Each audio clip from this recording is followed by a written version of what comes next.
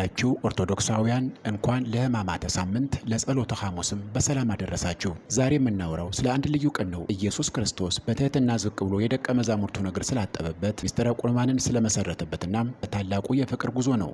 ይህ ቀን በቤተ ክርስቲያን ታሪክ ውስጥ ካሉት እጅግ ጥልቅ ምስጢራት ካላቸው ቀናት አንዱ ነው። በዚህች ዕለት ጌታችን መድኃኒታችን ኢየሱስ ክርስቶስ በፍጹም ትህትና የደቀ መዛሙርቱን እግር አጥቧል።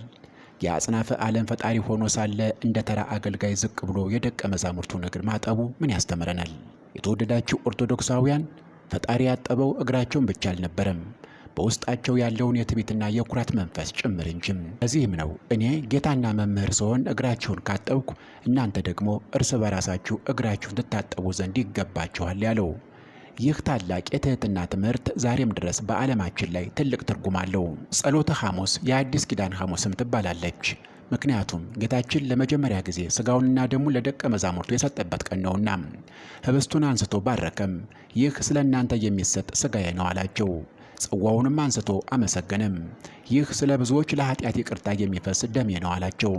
በዚህ ድርጊቱ አማካኝነት ከእግዚአብሔር ጋር የምንታረቅበትንና ሕይወት የምናገኝበትን አዲስ ኪዳንን መሰረተም።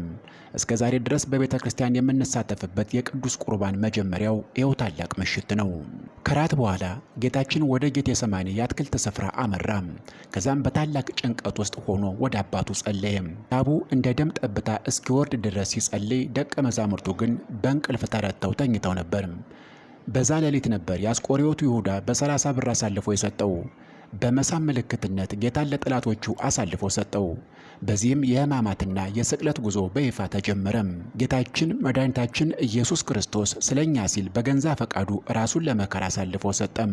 ጸሎተ ሐሙስ የትህትና የፍቅርና የመስዋዕትነት ተምሳሌት ነው። እኛስ ኦርቶዶክሳውያን ከዚች ቀን ምን እንማራለን?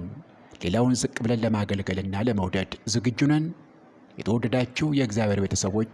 የተወደዳችሁ የእግዚአብሔር ቤተሰቦች ዕለቱ መልካም የስግደት መልካም የጾም ጊዜ እንዲሆንላችሁ እንማራለን።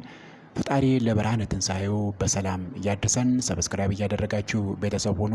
ሰላም